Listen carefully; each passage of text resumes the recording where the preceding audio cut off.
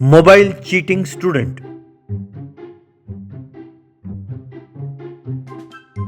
एक गांव में गनी नाम का एक युवक रहता था।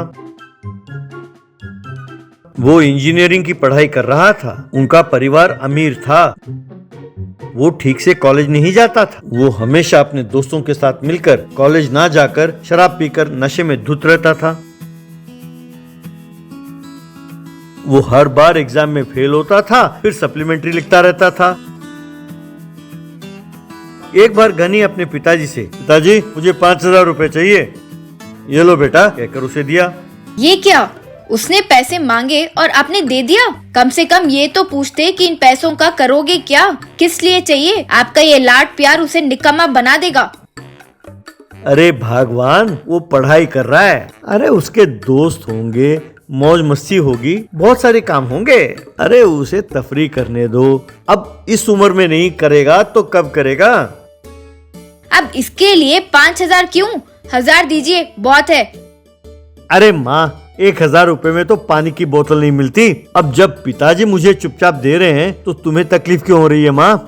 देखो बेटा, मैं तुम्हें इसलिए इतना लाड प्यार दे रहा हूँ क्योंकि तुम ही इकलौते ऐसे हो जिसने हमारे परिवार में डिग्री तक की पढ़ाई की है। अगर तुमने गलती से डिग्री पास नहीं की तो 4 भैंस लाकर खड़ा करूंगा और तुम्हें उन्हें पालना होगा। सोच लो, जब तक तुम पढ़ाई करोगे तुम्हें इज्जत मिलेगी और अगर तुम पास हुए तभी तुम्हें इस घर में रहने की अनुमति है, वरना यूं कुछ कहने ही वाला था।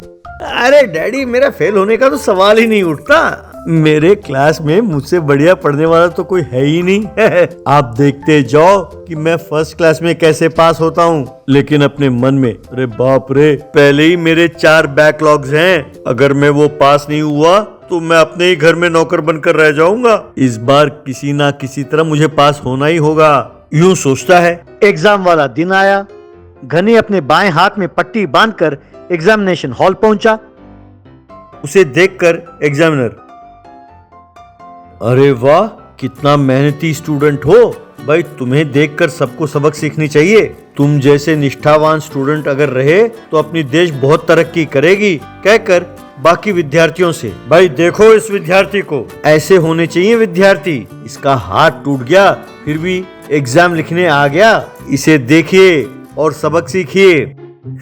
सर, सब मेरे जैसे निष्ठावान तो है नहीं। कुछ विद्यार्थी ऐसे होते हैं सर जो इम्तिहान में नकल करते हैं, बिना नकल किए वो पास नहीं हो सकते। ऐसे स्टूडेंट्स को कुछ भी करना गलत नहीं होगा सर। ऐसे विद्यार्थियों की वजह से ही मुझ जैसे निष्ठावान स्टूडेंट का नाम बदनाम होता है सर। लानत है, कहकर वो अपने कुर्सी में जा बैठा। देखो बच्चों, अगर तुम में से कोई पर्चे वर्चे ले आया हो या कोई स्मार्ट डिवाइस लाया हो तो चुपचाप अभी मुझे सौंप दें। तलाशी लेने पर अगर वो पाया गया तो तुम लोगों को सस्पेंड किया जाएगा, खबरदार। तब घनी अपने हाथ को संभाल कर बैठता है। तुम लिखो बेटा, लिखो, मुझे तुम पर पूरा भरोसा है। तब घनी धीरे से अपने शर्ट से अपने हाथ को बाहर निकालता है। ये देखकर पास बैठा विद्यार्थी हैरान हो जाता है। उसे देखकर घनी इशारा करता है कि अगर इन्विजिलेटर को बताया तो खूब पिटेगा। तब वो विद्यार्थी चुप हो जाता है। तब अपने हाथ में रखे मोबाइल को देखते हुए घनी एग्जाम लिखना शुरू कर देता है।